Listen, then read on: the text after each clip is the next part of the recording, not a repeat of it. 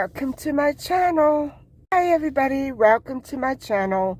I hope you're all doing all right.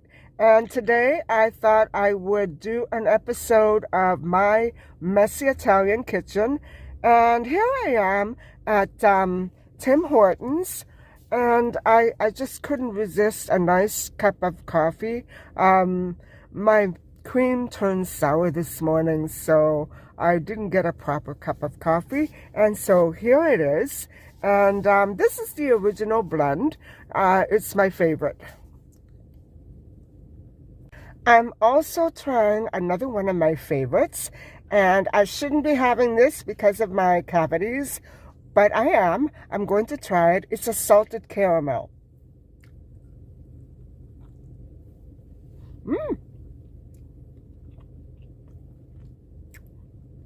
Not too sweet. I love it. A little later on today, hopefully while there's still some daylight left, I will be attempting to make some pumpkin spice muffins and pumpkin spice cookies.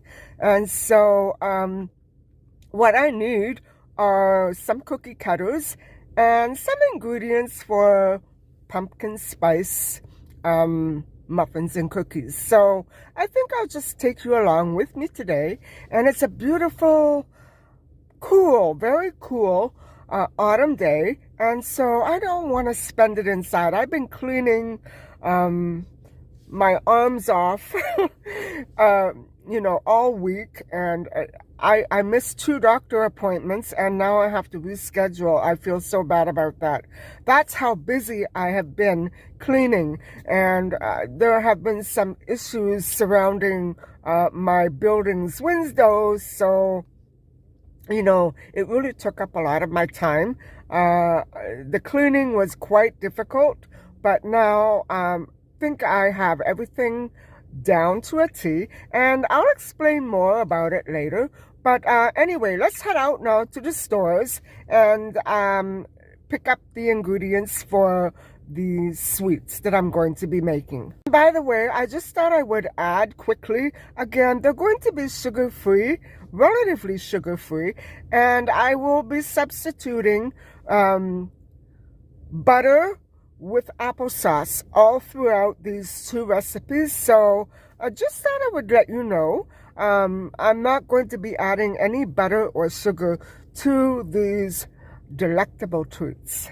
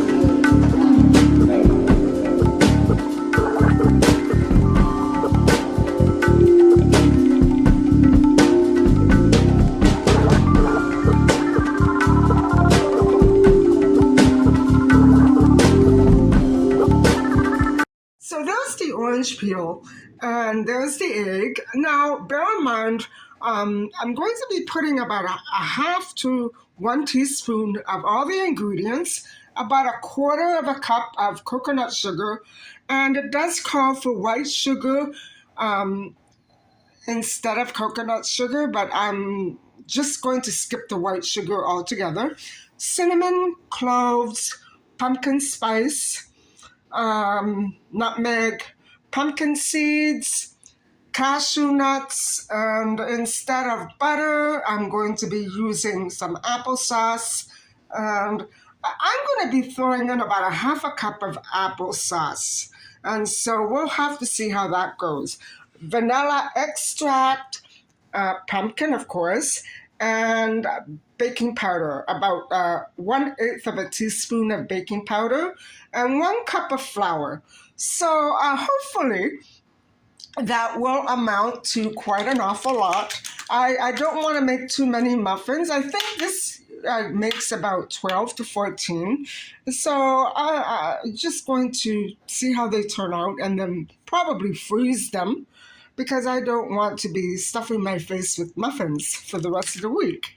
So yeah, okay, let's get started. I'm not going to use my stand-in mixer. I'm just going to use my hands, and we'll see what I can come up with.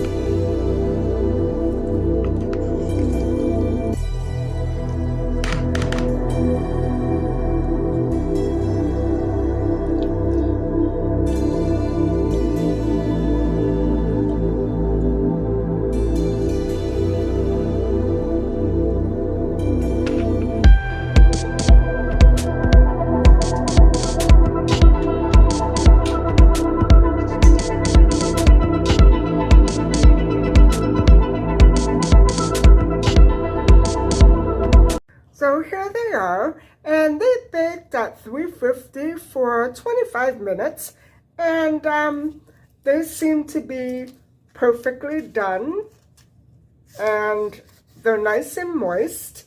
If you can see that, they're perfect. And they're not at all sweet, they're just right. And I think that I did a very good thing by leaving out most of the sugar. I put in about 1/4 cup of cocoa sugar, and I'm sure I didn't even need that much. So maybe if I make them again, I will leave out the sugar entirely. Hi, so I'm going to turn my attention to the pumpkin spice cookies now. And it's basically it's a recipe that has very similar, if not almost exactly the same ingredients as the ones that are used for the pumpkin spice muffins. So let's have a look at the ingredients. First, I'm going to recite them off for you. Now, the ingredients for the pumpkin spice cookies are 1 cup of unsalted butter, and as you know, I am going to be substituting butter with unsweetened applesauce.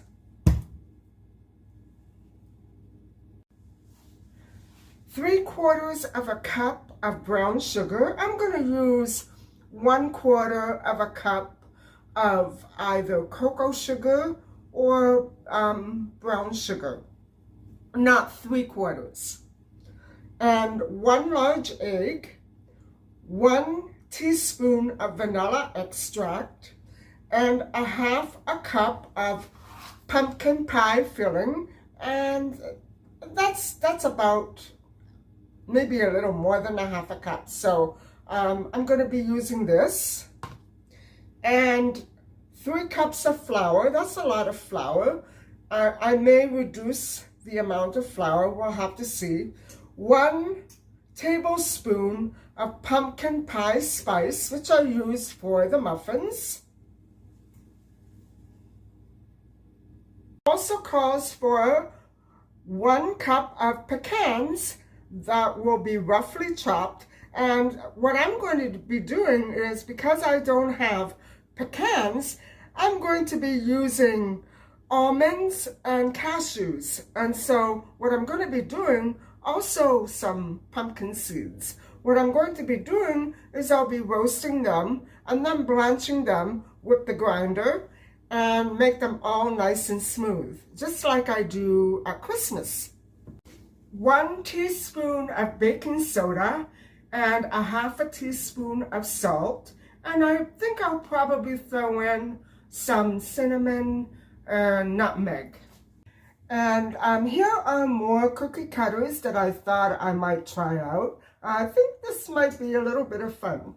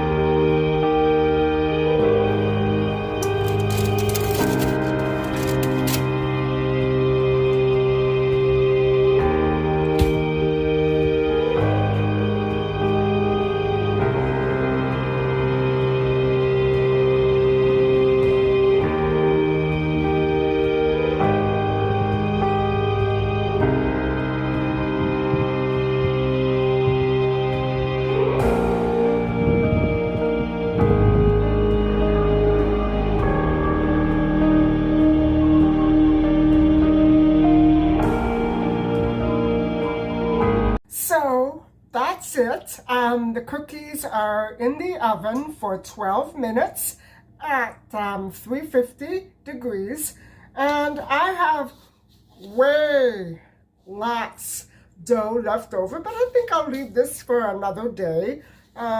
It's getting late and I want to upload this tonight. And so I hope I can make it before midnight. I don't think so, but I'm going to try for it. Anyway, I'm going to let those bake. And meanwhile, I'm going to talk to you about what's been happening with my windows. It's not a big deal after all. It's much less serious than I thought it was. So let's go have a look. So if you notice behind me, I removed the drapes. And my next step is to get the estimate for new window coverings, because this is making it very hard to maintain and keep the windows nice and clean and sparkly, because the blinds, after what, 30 years, are broken. And so it makes life pretty tough around here when the blinds start, you know, crumbling and falling apart. It's time to get new window coverings. And also, I did my windows. I did the balcony, the terrace windows and the doors in June, July. And I noticed that there were no insects or things flying around outside. So everything went okay. And then I began to notice that when I went over the windows in the other side of the terrace, where the master bedroom is, I received a bite on my knee. It didn't seem like a big deal to me, but I don't know exactly what bit me. And so now I have a purplish mark on my knee. So I'm going to go and get it checked out. I don't know exactly what bit me.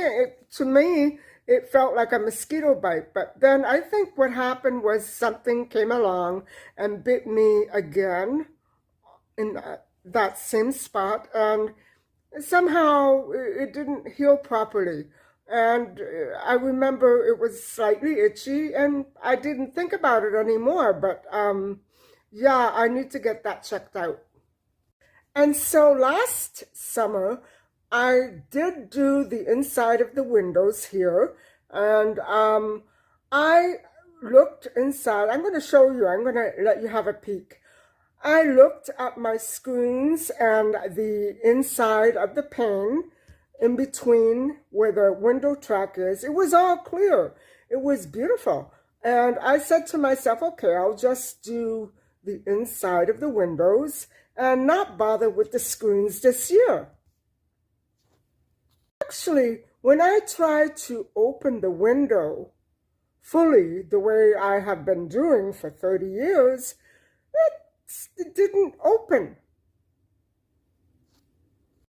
And so, see, it doesn't open any more than that. And I have to admit, I have been having a hard time getting at the mechanism. I'm still having a hard time. So what was not here a year or so ago is this contraption. And what I was taught today was that I have to push something and the window unlocks. This is unbelievably difficult for me. And you see, I can't clean the screen. And so that really posed a big problem for me. You see that? I can't clean that unless I remove it from the locked upper part. Now, last spring, when I realized that the windows were not functioning as they normally did, I chalked it up to a sticky window or a sticky screen, because sometimes they tend to get stuck in the humidity. And so I just, forgot about it. I didn't realize that somebody had come along without my knowledge, permission, and installed all of these window stoppers. There are 6 windows in here and 2 in the living room, the den, I should say. And that's a lot of work. That's a lot of work for somebody to come in and bolt those things into my windows without me even being notified. And the law is that you have to be notified before coming in to do any work, whether it's a law or not. You need to let the tenant, either the owner or the renter, know when you're coming to do whatever work you need to do, and they have to square it off with the owner, the person who lives there. It's the law. Apparently, whoever was managing the building when this was done didn't think that this building fell under the jurisdiction of Canadian law. No. So I did explain to you that I had a beautiful watch go missing, and during the pandemic, $6,000 went missing as well. And so it's too much of a routine for people to come in here without my knowledge or permission and do whatever they feel like. Well, yeah, they can do it if they buy it, right? Now, when I realized that I wasn't able to manipulate the windows, I did try. I heard about a release, but I couldn't do it, and I still can't do them all properly. And so I'm tense. But when I went to the head office, the corporate office, they told me that I should have been told when they were coming and what for. Now, there is a bylaw here that requires such buildings, such dwellings, to have a window lock. And you know what? It's a good idea because I have a cat. I mean, I would never be able to fit out of one of these windows, so I could never fall out. But I have a cat, and Mitchell likes to sit by the screen when the windows are open. She used to always do that. I don't really ever open my windows much unless I'm really spring cleaning. And so, yeah, I think it's a good idea. I would have agreed to it without a problem or an issue, of course. They, whoever was managing, didn't see it that way and decided to go behind my back just to gaslight. And that is so unnecessary. And I did ask, I requested the work order, and nothing. There's either nothing's there, and so they don't have anything to give me, which is illegal, or they don't think it's a big deal. Well, I do, because I've had too many things going missing, and I've had to, warn people not to come in without my knowledge or permission, because it's frustrating and it angers me. And I don't think that anybody in the staff of the building should be making light of this. Just because I found the release button, that doesn't mean they're off the hook. And so, yes, this sentiment that I have against people coming in here for whatever reason they think they might have is backed up by head office that cannot occur because it's illegal. So now I have to clean the windows, the last layer of that inch beyond the screen. I have to start all over again. But it was such a mess, guys, because last spring and summer, when I had a look at the windows, they were beautiful and clear. I gave them a little wash, and that was it. But this year, I do believe that we have some trees by the tennis courts that are diseased.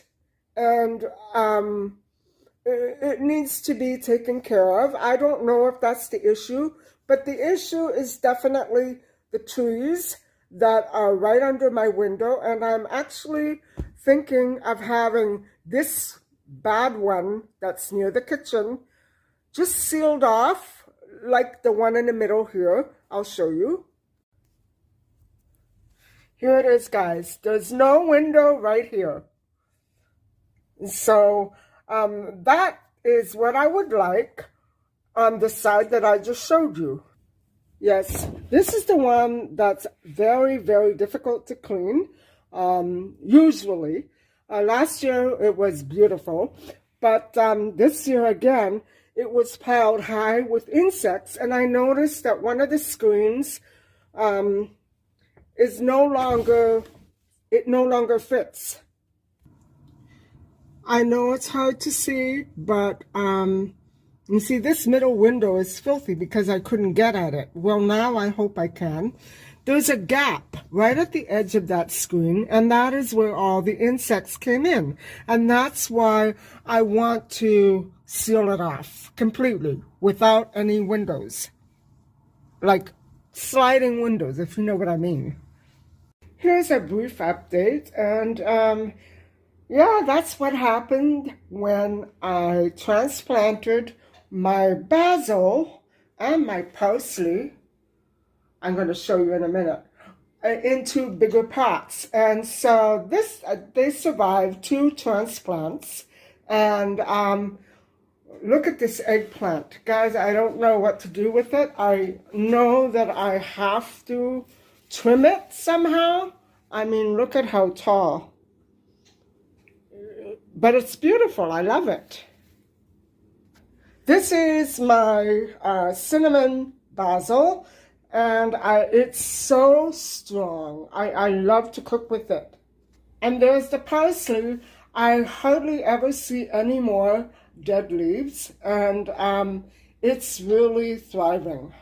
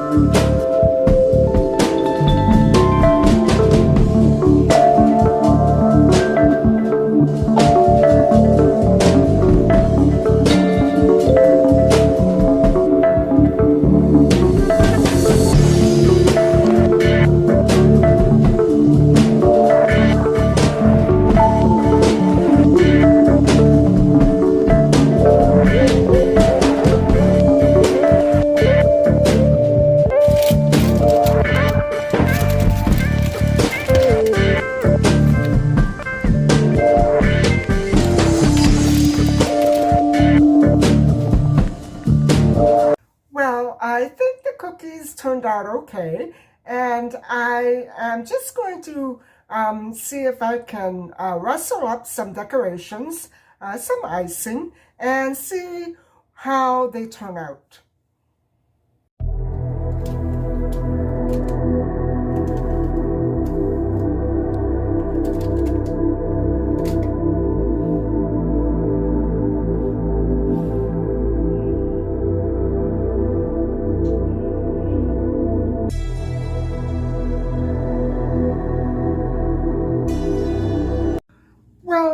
About the cookies, I do remember telling you that I thought I would use a little less flour than 3 cups, but in reality, I believe it was more like 5 or 6 cups of flour, which is why I have copious amounts of dough left over. And so, yeah, it was just too slippery, and it's all because I decided not to use the traditional sugar and butter ingredients, and I opted for the applesauce, which is it has a lot more slip than butter does, and a very little sugar, just about 1/4 cup. And I have yet to taste these. I have never tried this recipe. It's a combination of my mother's almond cookie recipes and just my own ideas of how to, how to spice it up. Now, some of the online recipes did suggest applesauce, and so that's where it came in. But this is how this one turned out. I'm afraid I'm not doing the icing properly. I think it should be mixed with something else. And the cookies turned out nice and moist and tender. And so let me have a bite. I don't know which one to start on. I think I'll start on the haunted house.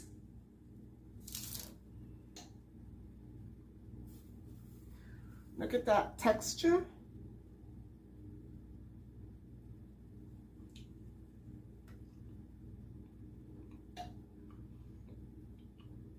I like it. I think I like the cookies much better than the muffins, but I can't really decide. The muffins are pretty good too. That's all I have for you right now. Thank you so much for coming along with me today and helping me shop and walk around and see all the beautiful sights and walk me through the recipes. It's been great having you. Thanks for listening and watching.